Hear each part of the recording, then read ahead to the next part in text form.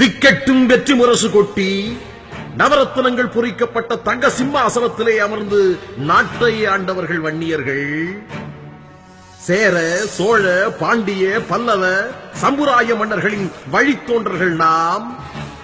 படை நடத்தி பாராண்ட படைத்தளபதிகள், நாற்படை வீரர்கள் வன்னியர்கள். போரிடும் பெரும்படை, பள்ளிவாழ் போர்ப்படை என்ற வரிகள் வன்னியர் வீரத்தை பறைசாற்றும். இந்த நாட்டை ஆண்டு மக்களை காத்து தியாகங்கள் செய்து அதர்மம் அழித்து தர்மத்தை நிலைநிறுத்தியவர்கள் வீர வன்னியர் பரம்பரையினர். அடங்க மறுத்த சிங்களமனன் மகிபாலனை அடக்கி சிறைபிடித்து கங்கை கொண்ட சோழபுரத்தில் சாகும் வரையில் சிறையில் அடைத்த வீர வன்னிய சோழ மன்னன் அவன் வன்னியன். 2000 ஆண்டிற்கு முன் இமயமலையில் புலிக்கொடி நாட்டி காவிரி அன்னைக்கு கல்லணை எடுத்தானே கரிகால் பெருவளத்தான் அவன் வன்னியன். கங்கை வரை படை நடத்தி கடாரம் வென்று இலங்கையும் தன் குடையின் கீழ் ஆட்சி செய்த ராஜேந்திர சோழன் அவன் வன்னியன். சென்னையப்ப நாயக்கன் பட்டினத்தில் ராஜாங்கம் செய்த பல்லவகுல மன்னன் கந்தப்பராசன் அவன் வன்னியன் அல்லவா? திருமயிலை முதல் கடல் மல்லை காஞ்சி வரை தொண்டை நாடு முழுவதும் ஆண்ட பல்லவகுல மன்னன் நந்திவர்மன் அவன் வன்னியன் அல்லவா? வாண்டை நகர் கோட்டை அமைத்து வீரத்திற்கு ஒரு விலை நலமாய் விளங்கிய மாமன்னன் கருணாகர தொண்டமான் அவன் வன்னியன் அல்லவா?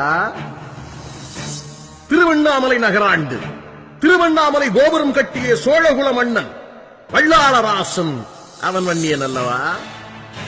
சிதம்பரம் நடராஜர் கோவில் அமைத்த ரன்யவர்மன் வன்னியன். மலையை குடைந்து குகை கோவில் கட்டி மகுடம் ஏற்று காஞ்சிப்பட்டினம் ஆண்ட நரசிம்ம பல்லவன் அவன் வன்னியர் அல்லவா? வன்னியர்களால தெரியாதவர்களா? கம்பனுக்கு கை கொடுத்த ஓரங்கள் நாட்டு பிரதாபருத்தி வன்னியன். உத்தம நீதி பட்டம் பெற்று அரசாணை செய்த தூசி ஆதிநாயகன் இலாங்கரையான் வன்னியன். கடையெழு வள்ளல்களான பாரி, ஓரி, ஆய், அண்டிரன், காரி, வேகன் மற்றும் தகடூராம் தர்மபுரியை ஆண்டு அவ்வைக்கு நெல்லிக்கனி அளித்த செம்மல் அதியமார் இவர்களெல்லாம் வன்னியர்கள் அல்லவா? செங்கற்பட்டை அடுத்த திருவிடைச்சூரில் கோட்டை அமைத்து கிருஷ்ணதேவராயரை எதிர்த்து போரிட்டு வாழ்ந்த காந்தவராயன் சேந்தவராயன் இவர்களும் வன்னியர்கள் அல்லவா? திருவேங்கடமாம் திருப்பதி அமைத்து சீரிய நல்லாட்சி செய்த தொண்டை மன்னன் தொண்டைமான் வன்னியன் அல்லவா? கிடங்கல் மாநகராம் திண்டிவனத்தை ஆண்டு மக்களாட்சி புரிந்த நல்லியக்கோடார் வன்னியன் அல்லவா? தமிழையும் தமிழனையும் பழித்து கூறியதால் வடநாட்டு மன்னன் கனகவிஜயனை வென்று கல் சுமக்க வைத்த சேர வன்னிய மன்னன் செங்கட்டுவன் அரசியல் அறியாதவனா? அரசு வித்தைகள் புரியாதவனா?